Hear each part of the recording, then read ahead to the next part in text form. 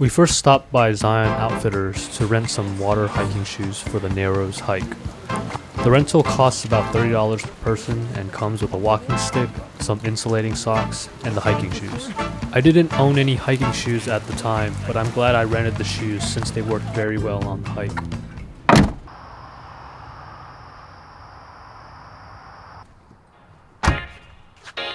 We headed out from our Airbnb to hike the Narrows first thing in the morning.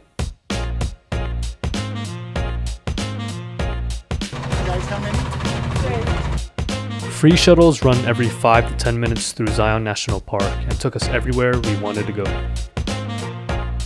So we're at the beginning of the Narrows hike. There's a small portion of the walk where it's a river walk. So we're kind of along the river right now. Woke up at roughly 6 a.m. today to try and beat the crowds, and I think did a good job. Got to the park at around 7:30, paid the park admission fee for $35, and there's not a lot of people at the park, so that's great. It's really nice weather right now. It's actually a bit chilly. We're on our way to the Narrows, and it's gonna be a nice day. Shuttles run every 6 minutes, I think the guy said, and the last shuttle runs at 8 p.m. We're trying not to miss the last shuttle, but I don't think we're gonna stay here that long anyways. It's currently about 8:30 in the morning. Not a lot of people, and great weather.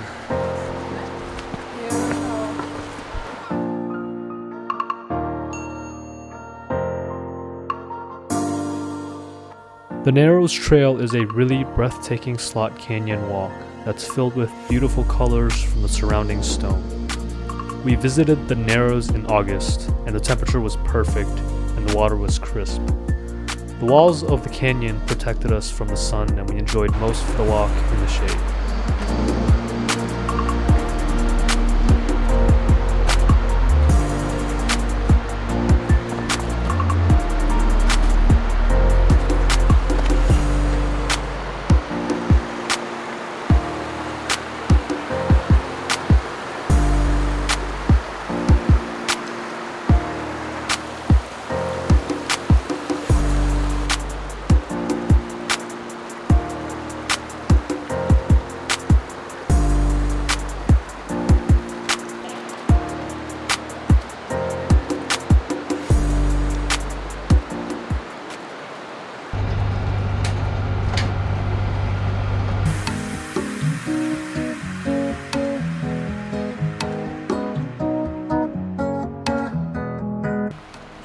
The second half of the first day, we are now walking towards Angel's Landing, which is a 5-mile round trip hike, which should take roughly 4 hours.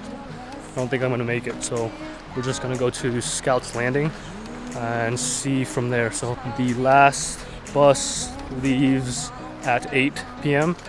It's now 5, so 4 hours is not gonna cut it, but we'll see how far we can get. And this is the beginning of the trail.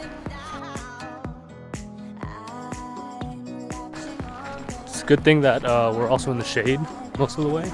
Probably that way is west, so the sun's gonna be obscured by the mountains to our left. Might have been a good time to come at 4, then everybody's leaving, and then we're on our way. We're an hour late. Check this out.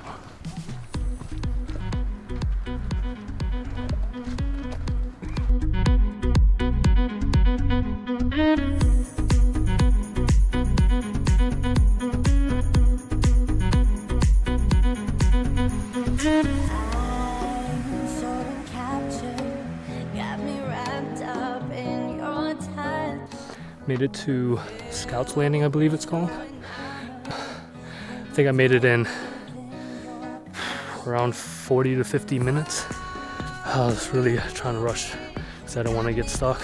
And now I'm gonna try to go up Angel's Landing, and if I can't make it far, I'm just gonna turn back. I'm gonna put on my GoPro and see what it looks like.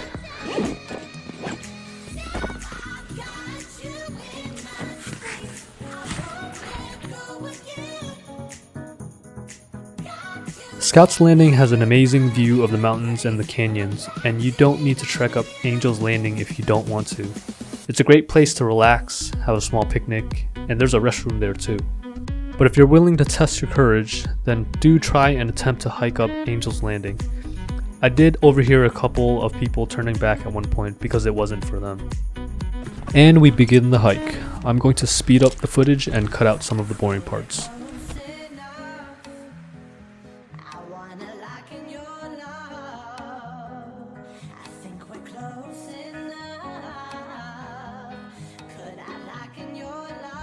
You want to get there or? No, we're waiting.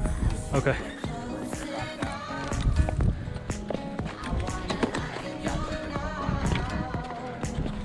For me, this point was the first real test of the hike. It's a portion of rocky path that doesn't have any chains. The side to the left is impassable, and the right side is a cliff. What's the technique? Is there a technique? Like a long distance. Okay. Also, I did this hike with basketball shoes, which is not recommended. You want to have adequate traction with your shoes, and you want to be confident in them as well. That's freaking scary. Sorry. Get out of your way. No, you're good. That confidence when you grab the chain. Yeah, man. Holy.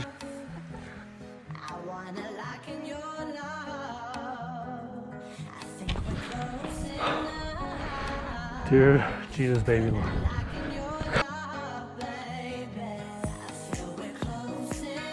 There was a couple of points where I was confused where the path was and had to double back to find the correct way.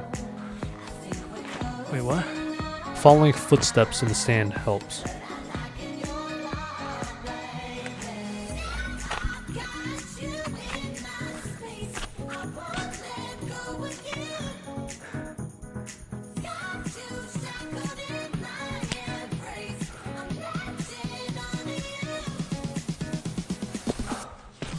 The chains really gave me a lot of reassurance. It also makes the hike up much easier if you have a sufficient amount of upper body strength, because then you could basically pull yourself up the path. You see this? I can't even pay attention. It goes all the way up there. Alright.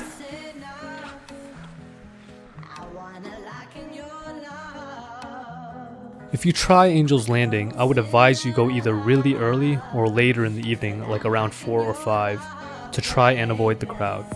I arrived at the trailhead close to 6 and basically had most of the trail to myself. However, make sure you have enough time to catch the last shuttle ride back to wherever you parked, or you're going to have to walk several miles to get out of the park.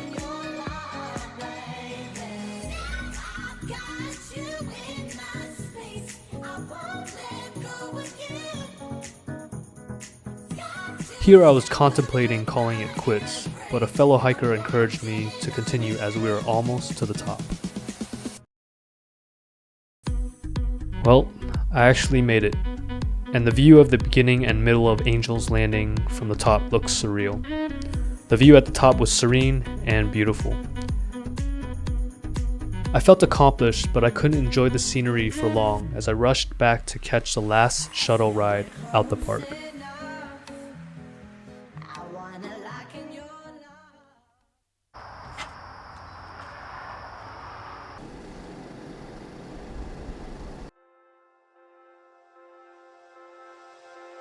Cutler Point and the Great Chamber are both relatively unknown natural landmarks in Utah. They aren't inside of Zion, but I would highly recommend visiting, as it is definitely worth it. There are some tour guides that will take you out there, but we opted to adventure there ourselves.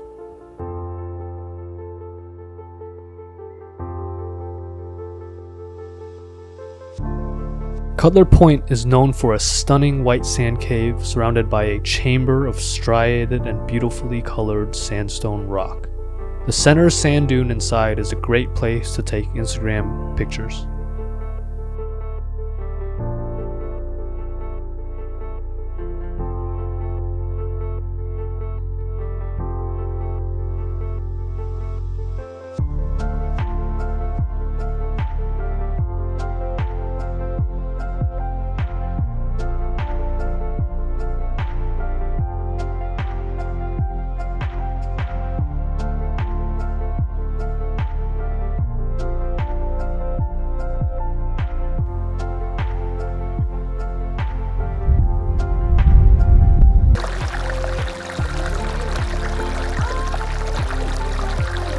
Back in Zion, we hiked a relaxing trail that took us to a collection of pools of water.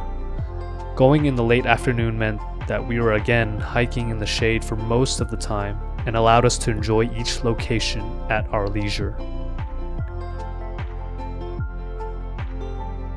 We saw lots of green vegetation and even some local wildlife.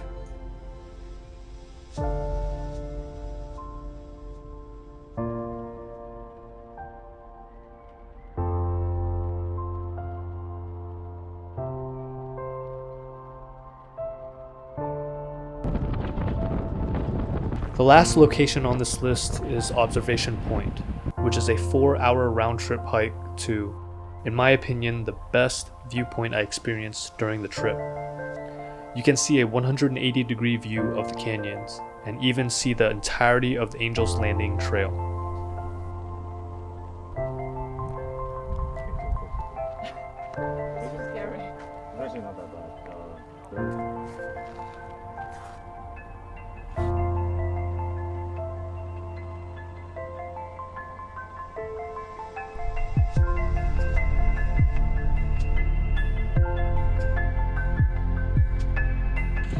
Raining again. Took some pictures at Observation Point and we're heading out. All in all was like a 2-hour hike to the point where you can see Angel's Landing. You can even see the people climbing. And probably another 2-hour hike out. We're slow though, we're slow hikers.